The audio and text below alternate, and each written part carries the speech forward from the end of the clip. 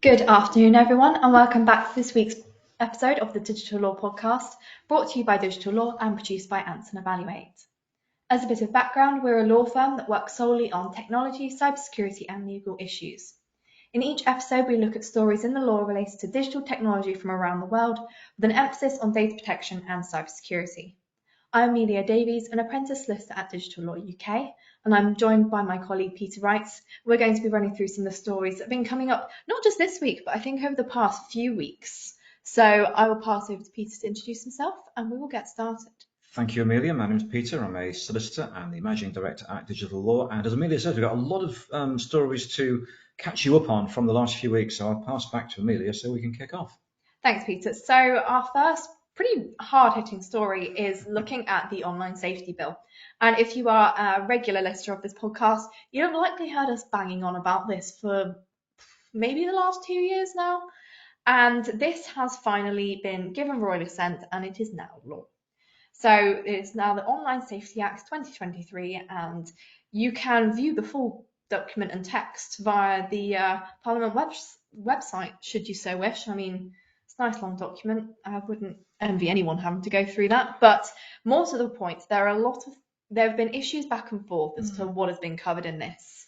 And we have talked about how Signal have had issues with a potential backdoor here. Yep. And equally, the issues within the Act itself and overreaching and potential issues of freedom of speech. So I will pass over to Peter to introduce himself, and then we'll get started. Yes. So the thing here is the online safety bill has been back and forth and back and forth. It's taken about 6 years to get from being originally having the original draft before Parliament to getting it now to get royal assent. That's longer, even given the tortuous way that things become law in Westminster. And even though this had a lot of government support and time, given its sensitivity, given its importance to a lot of campaigners, it has still taken far too long to get anywhere. And I think what's actually ended up passing and become law really doesn't appear to, I think, satisfy many people at all. I think it doesn't go far enough for a lot of the campaigners that were concerned about content, in particular things like images related to children and those being circulated. And the commissioning and use of technology for crimes related to children and images of children. So there's that very important side to it. Does it go far enough? And then in the flip side, you've had sort of, once the bill was being put together, it then became almost a question of bring out your dead, and loads of other different ideas were thrown at it as well, including, the government should have a backdoor to look at encrypted messages so that it could catch criminals in the act. So again, the idea that WhatsApp, Signal, encrypted email services should be able to allow the regulator, Ofcom, to give access if they asked for it, so that they could look at material in the wording of the bill, so that this would take place before encryption technology is applied. Have a conversation with anyone from WhatsApp and Signal, they will tell you that that is impossible. Their systems are end-to-end encrypted. You write something on their messaging platform, you click send, and it is sent, and the whole thing is encrypted, whether it's at the point where you're drafting it or it's the point that it is then received and on a user's device. The whole point is it is secure and encrypted. And indeed, some services are provided in that way because they have to. So, for example, as a law firm, we use a lot of information platforms that are end-to-end encrypted and secure, so we can communicate confidentially and securely with our clients. And we aren't alone in being the sort of highly regulated organisation that has to do that in order to satisfy the requirements of our regulators. So this whole sort of catch-22 has never really been adequately addressed, I think, by the government in this whole process. We now have not the online safety bill becoming law. The fudge, which was always going to happen around comms, is that the bill contains this power saying, oh, we might ask to see information before it's sent, but we won't ask for this when technology doesn't allow it. And of course, therefore, WhatsApp and Signal are saying, well, it's never going to get there. You can't do that given what how the technology operates. So essentially, there's a bit of a loophole there, realistically. Because if the technology doesn't allow it, I mean, there does leave a little bit of room there in terms of how potential nefarious purposes and how that can be the get around. Yeah. What we've got at the end of this, apparently the Equality and Human Rights Commission, they've said that they're happy with it. National Society for Protection of Cruelty to Children, they've said that they feel that children are fundamentally safer in their everyday life because this bill is law. Many of the campaigners who've pushed for these sorts of changes, at least they've now got something, even if it probably doesn't reflect quite what they wanted originally. But you've also got some people saying, well, we don't think this goes far enough. It seems that WhatsApp, Signal, etc., they've said, well, we aren't going to now withdraw our services because unless we then get a request from the government saying we want you to give access, in which case we would then withdraw our services at that point. So it's almost like the power is there theoretically, but in practice it will never be used. So I always say with some laws, if actually no one's happy with what you get at the end, that means that they're doing something right, perhaps. But after such a lot of work, pain, lobbying, etc., on this, what we've now got at the end of the sort of sausage-making process probably doesn't really go as far as was originally hoped for. It isn't just around child images, so ultimately we've got tools in here that could mean that you could take down or remove illegal content, including not just child sexual abuse, but controlling or coercive behaviour, illegal immigration and people smuggling, promoting or facilitating suicide, promoting self-harm, animal cruelty, selling illegal drugs or weapons, and terrorism.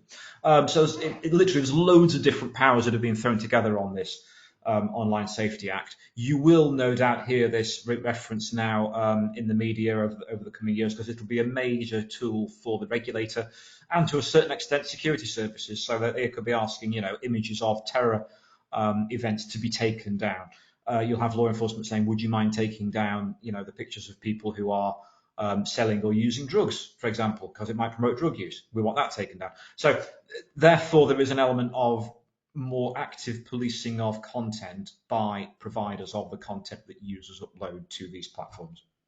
Thanks, Peter. So that's kind of a quick stop tour of this issue. But obviously, tune into our previous podcast where we explore some of the issues in more detail. And no doubt we will be revisiting the story as more and more people kind of cover it and actually go through the very lengthy document in more detail. Indeed. Moving on to our next story here, we are looking at kind of revisiting a story we've already looked at, which is looking at the Farage debanking story. But Peter, I believe you've got some additional details here and some more thought process behind what went on. So there was a lot of press coverage in the UK last week around this, basically saying that the ICO, the UK Information Commissioner, had reached the view that there were two breaches of data protection law that took place as a result of Nigel Farage being taken off the Coutts bank, being debanked, and then the former chief executive, Alison Rose, telling a journalist from the BBC, yes, we've taken Nigel Farage off, we're no longer giving him services, and it's because his wealth has dipped below the threshold for being a customer of Coutts. It's one of these banks for high net worth individuals. It turned out that wasn't true. He'd been debanked because of a large dossier put together by NatWest saying, oh, we don't agree with his views, and his views don't tally with our values as an inclusive organisation, blah, blah, blah. So it's come out after a rather tortuous investigation by the law firm Travers Smith. They've said that, yes, it looks like different issues took place here. The ICO, though, seemed to have issued something last week to say two breaches of data protection law occurred. If you take a look at the ICO website, though, you will not find reference to that. What you will find is a release a few days after that saying the ICO is investigating now itself, because it looks like this comment was made and released to the media, but it was not actually something that was either an ICO press release. It wasn't announcing the outcome of an ICO investigation. No complaints had been made to the ICO. Incredibly, it looked like Nigel Farage was submitting subject access requests and doing loads of things, but never actually took the step of referring to the ICO. Surprise, surprise. But the point is that the ICO then made these points about Dame Alison Rose and saying, oh, she's breached data protection law. And it looks like she's then written back saying, well, you didn't investigate. I've had no opportunity to defend myself from what you're saying. There's been no investigation, no investigative process. So why was this statement made? And now the ICO, as I say, it seems to be investigating itself. So there appears that here, while there has been, and I would agree with the ICO's view that it looks like there has been a breach of data protection law in this, on the face of it, with the information that was given to the journalist. We've then got the way that this has played out publicly backfiring on the ICO. So I think what we thought was the end of the story there might not be. I think this is certainly something we'll be revisiting again, as you know, as you've seen, if you are a regular listener, we did start taking a look at the story a few podcasts ago, and yet again we're circling back, and no doubt we will circle back again. Yes, I think it was back in June or July when this story first broke. We covered this in quite a lot of detail, so it's worth going back and looking at those episodes. Thanks, Peter. So we are next looking at a story from Morgan Stanley, and this is based on a 5.4 million fine for using WhatsApp. So we have already mentioned WhatsApp here in terms of the online safety bill, but here we're looking at the FCA and their rules and regulations in terms of recording phone calls and recording kind of an understanding when advice is being given. So I will pass over to Peter to go through this in some more detail.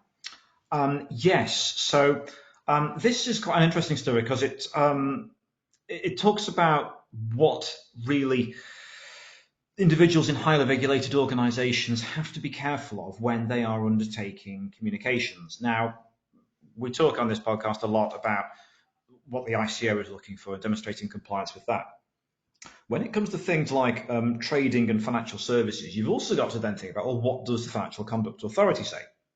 And indeed, in this instance, we've got energy traders. So you've got, what does the Financial Conduct Authority say?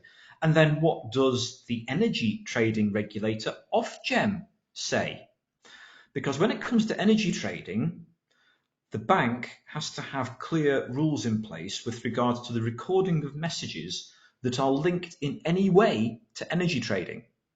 So that's why in that instance, a bank like Morgan Stanley would give its traders phones, and there would be the right controls on there to record calls, messages, because you have to then demonstrate as a bank, you know, there are those wonderful laws around things like insider trading and use of insider knowledge and passing on knowledge and how traders acquire knowledge and whether that. So there's very tight rules and regulations around that.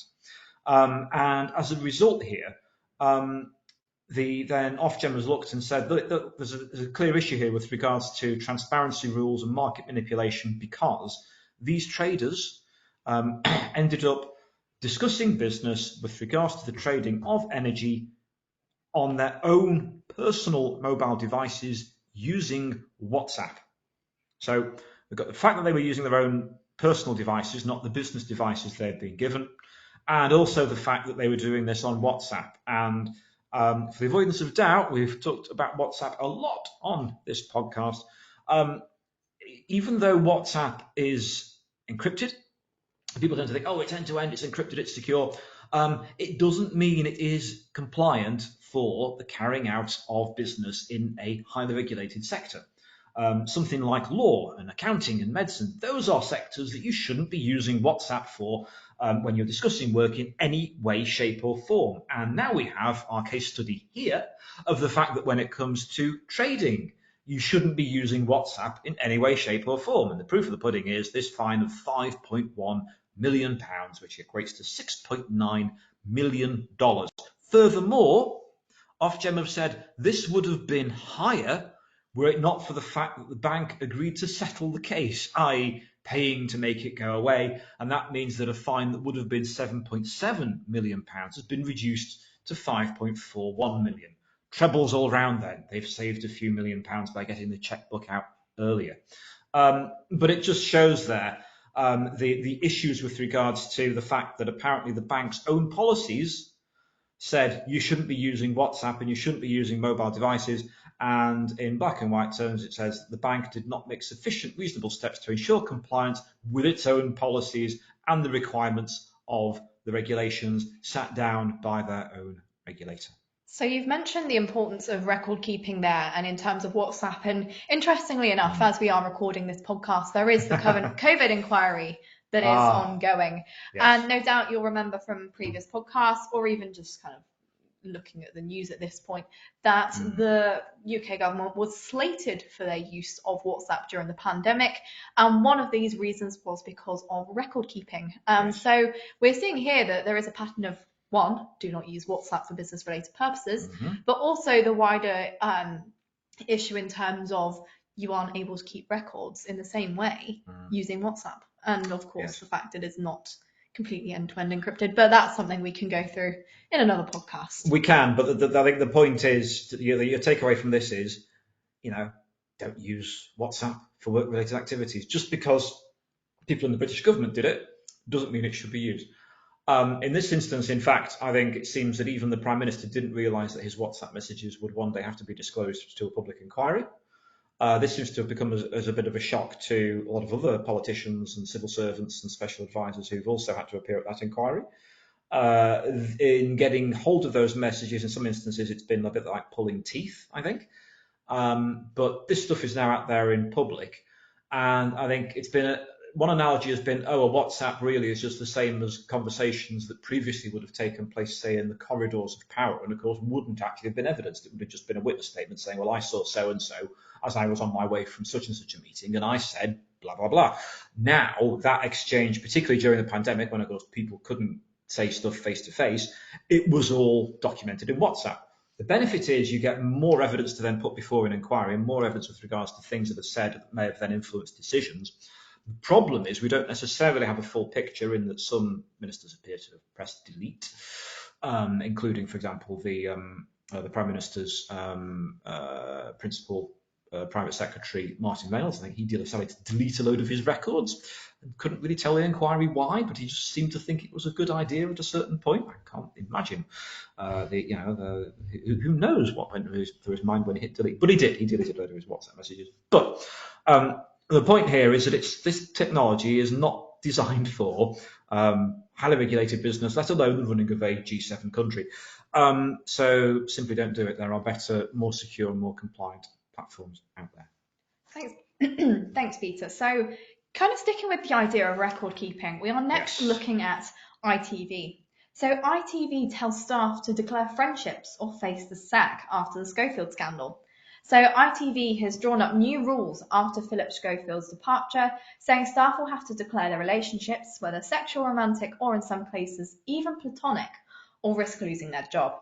So a survey was emailed to all staff asking for full disclosure of relationships via, and I mean, this will come as no surprise at this stage, but a Google survey. And I mean, there is a fair amount to unpack there from that Orwellian kind of description. So I'll pass over to Peter. So first of all, the why here. This is the knee-jerk response to ITV pretty much having its flagship morning programme this morning torpedoed following the loss of star presenter Philip Schofield, and in turn the subsequent loss of Holly Willoughby as well.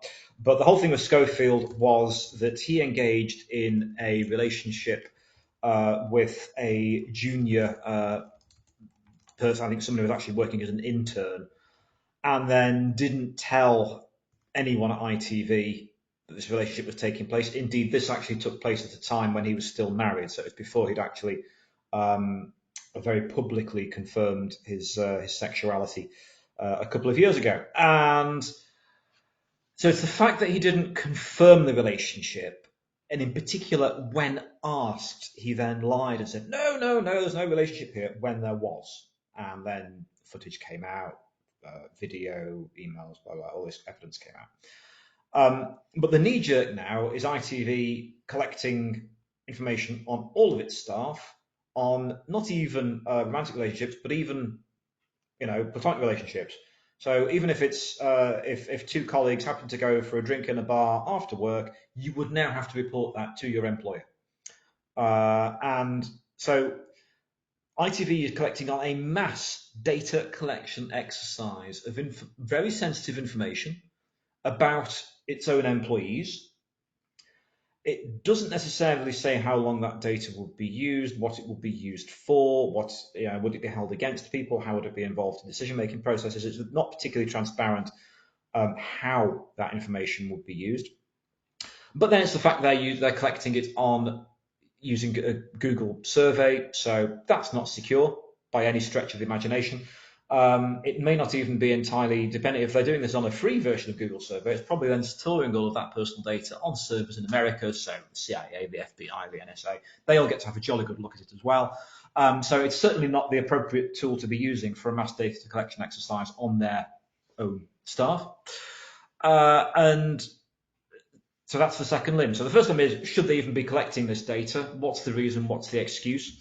How long is it going to be used for? Will it be prejudicial? All these sorts of things. Then it's the fact they're doing this on Google, not the right platform to be using in any way, shape, or form. What will be interesting is, will other organizations follow suit? Will they say, oh, well, we have to be transparent and we have to make sure that people talk about this and tell us what's going on? So will you see this sort of bulk intrusive data collection? Not even are you in a relationship with someone, but it's just, have you had a drink after work with someone? Did you both go to a game of football? Did you give someone a lift because their car broke down? All that sort of stuff you'd have to report.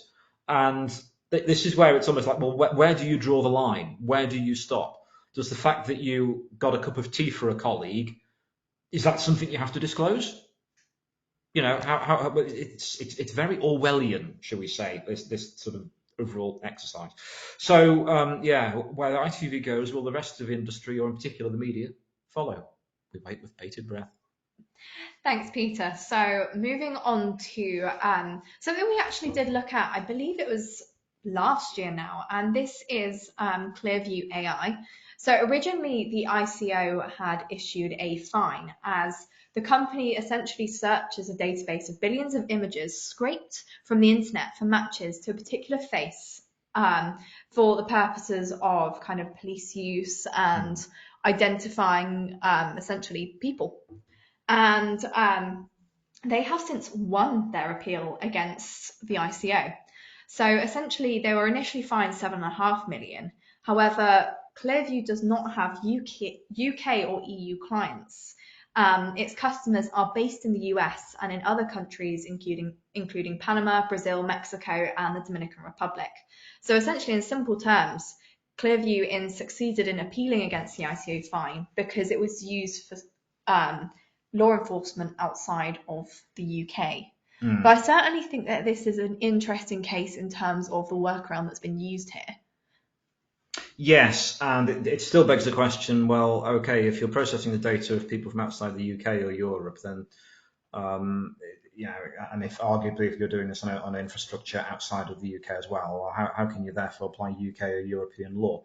However, it doesn't really ask the question of, well, what if you subsequently find out that actually this technology is being used for the profiling of UK or EU citizens? Because that is the sort of thing that under the current legislation, and not just things like GDPR, but looking at things like the UK's Investigatory Powers Act and other associated legislation, arguably this sort of mass bulk data collection and profiling of people and the use of AI technology for those purposes would not necessarily fall within the envelope of the law. But in this instance, the ICO has found that its action has been appealed. There's not many bits of ICO enforcement that actually do get successfully appealed, so I think that's worth noting as well as the fact that clearly Clearview AI has significant resources to be able to devote to this, to be able to successfully fight off that piece of regulatory enforcement. I think another thing that's quite interesting here is the fact that the database has billions of images which have been scraped from the internet. So while they have Clearview AI have customers based in the US and other countries, are they inadvertently collecting data on UK citizens? Because how are you going to know whether those images are from a UK person or an EU person or not? But they've probably said, look, this is information that's freely available on the internet anyway. There we are. So it's out there anyway. It's circulating anyway. It's not as though it would be a different matter if it was, say, them collecting images from CCTV and then using that data and mining that data. Right. So say they were doing this and they had, they were collecting images from the CCTV cameras outside King's Cross St Pancras Station, which record thousands of people every day, and then using that to sort of profile people. That is where you'd have a problem, because then you're collecting that data, and that's your data that you have collected of UK citizens for that purpose. Whereas this wider application. It's just saying, well, look, we are using this and applying this to data that's out there in the public domain anyway, because anyone can find it because it's online. So one of the few, like you say, successful appeal Yes. stories from the ICO, and it's not often we are actually able to revisit a story in a different light. Normally it's okay, well, they've been hit with a fine, they've appealed the fine, they still got to pay X amount. So this time, Yes. the appeals process has worked. Indeed. So moving on to then our final story of the day. So this is looking at Snap Inc. and Snap Group Limited. So that could also be known as Snapchat. And essentially, the ICO has issued the company a preliminary enforcement notice over the potential failure to properly assess privacy risks associated with Snapchat's generative AI chatbot, My AI. So essentially, the preliminary notice sets out the steps which the commissioner may require, subject to Snap's kind of representation on the preliminary notice.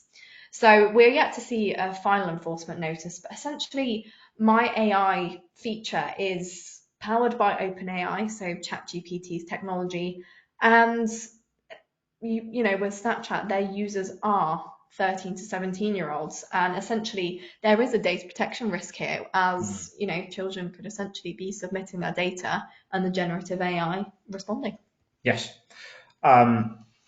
What's interesting here is actually this follows a very similar piece of regulation and enforcement from the introduction of ChatGPT about 12 months ago now, when the Italian data protection regulator at the time said we're actually going to ban ChatGPT from being used in Italy until we're satisfied that there are safeguards in place with regards to the use of data related to children.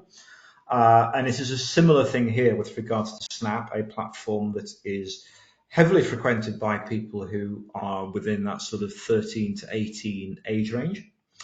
Very popular, therefore, with children, teenagers. And the ICO was not satisfied that an appropriate risk assessment had been carried out by Snap about the data that the AI tool would be gathering, processing, and using relating to its own users.